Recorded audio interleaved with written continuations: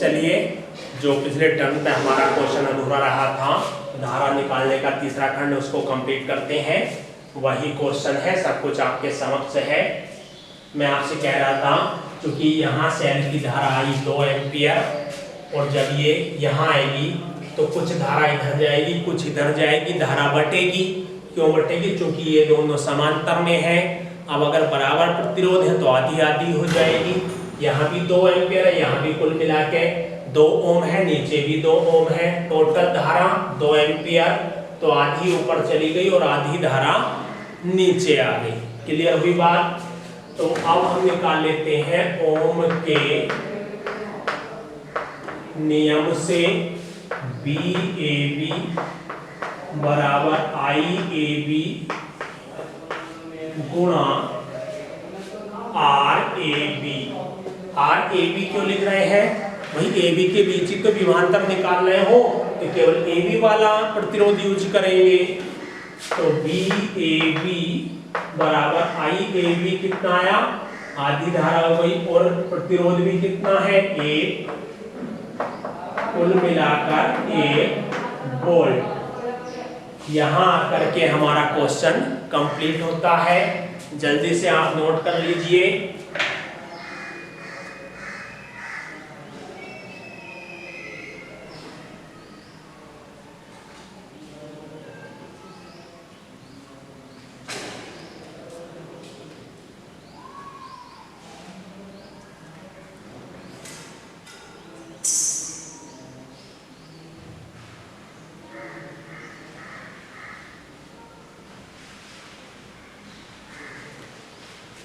हो गया होगा आपका? चलिए मैं रब कर देता हूं।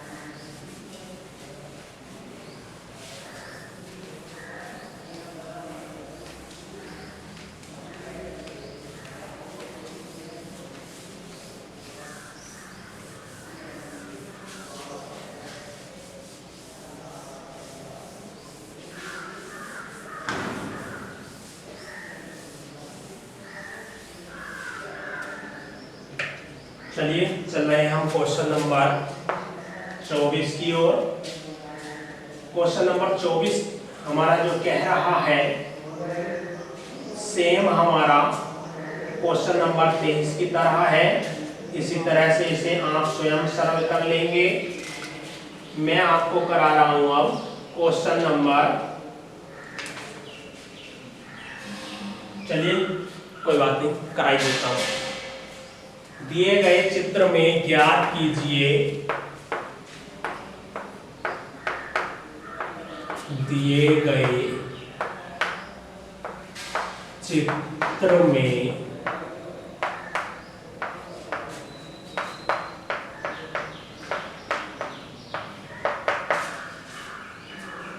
ज्ञात कीजिए, पहला पॉइंट, तुल्य प्रतिरोध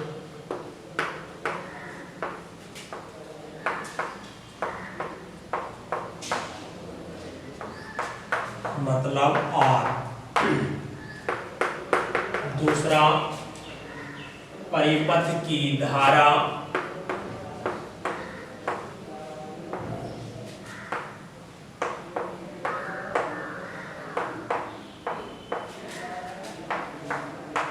यानी कि I ज्ञात करनी है। तीसरा, 3 ओम प्रतिरोध वाले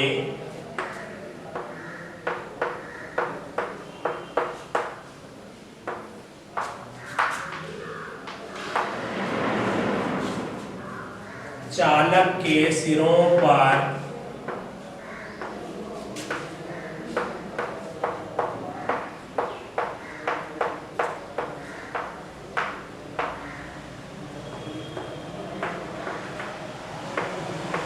विभवांतर ज्ञात करना है। 3 ओम वाले चालक के सिरों पर विभवांतर फिगर मैं इसकी यहाँ बना देता हूँ। यहाँ पर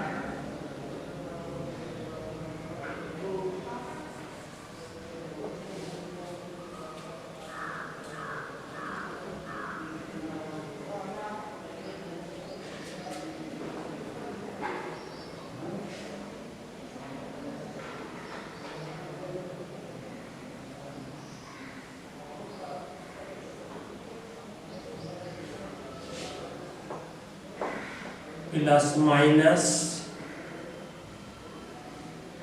इस तरीके की फिगर है आपकी। और लिखा क्या क्या है, इधर है 1 ओम, यहाँ 2 ओम है ये, इससे नीचे का भी 2 ओम का है, इधर 3 ओम है और विभवांतर मिला हुआ है हमें 10 वोल्ट। क्वेश्चन में हालांकि ये 10 ऊपर की ओर लिखा, लेकिन यहाँ स्पेस नहीं था इसलिए मैंने नीचे की ओर लिख दिया, इससे कोई फर्क नहीं पड़ रहा। इतनी चीजें हैं तो हम इन्हें मान लेते हैं। इसे मान लेंगे हम R1, इसे R2, इसे R3 और इसे R4 मान लेते हैं।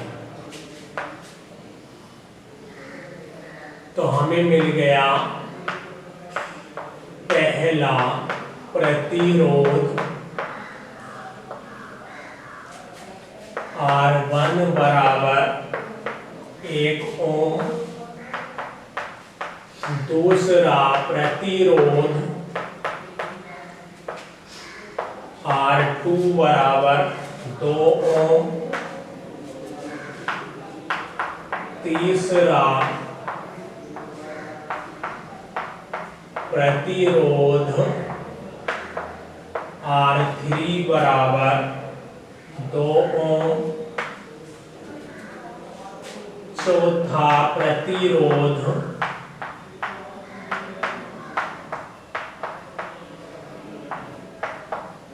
R4 बराबर 3 ओम। अभी तक हम क्वेश्चन को जमा रहे हैं केवल, और हमें मिला हुआ है सेल का विभवांतर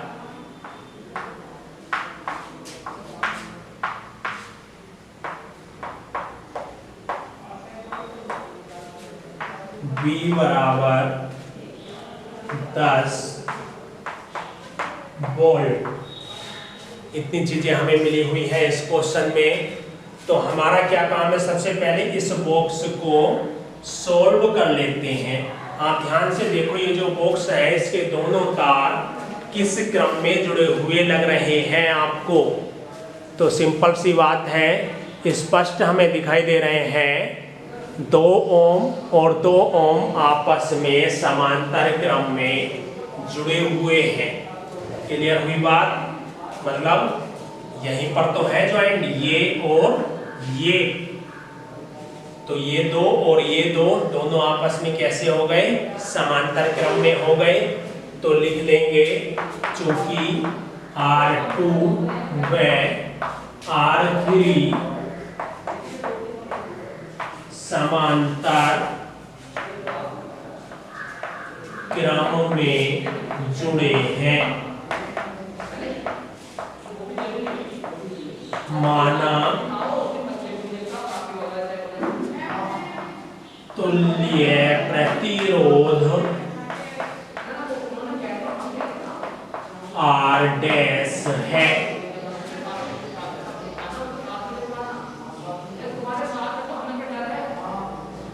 तो तुल्य प्रतिरोध कितना मान लिया, R डैश, क्योंकि बाद में भी और प्रतिरोध जोड़ेंगे। फॉर्मूला होता हमारा 1/R डैश बराबर R2 प्लस R3 जहां से शुरुआत की, चूंकि हम इसको R2 मान चुके हैं और इसे नीचे वाले को R3, तो इसमें मान लगाते हैं हम, तो 1/2 प्लस 1/2, चूंकि R2 भी 2 है और R3 भी 2 ओम ही है, तो आधा आधा 1 यानी R' बराबर 1 ओम आ जाएगा। तो हम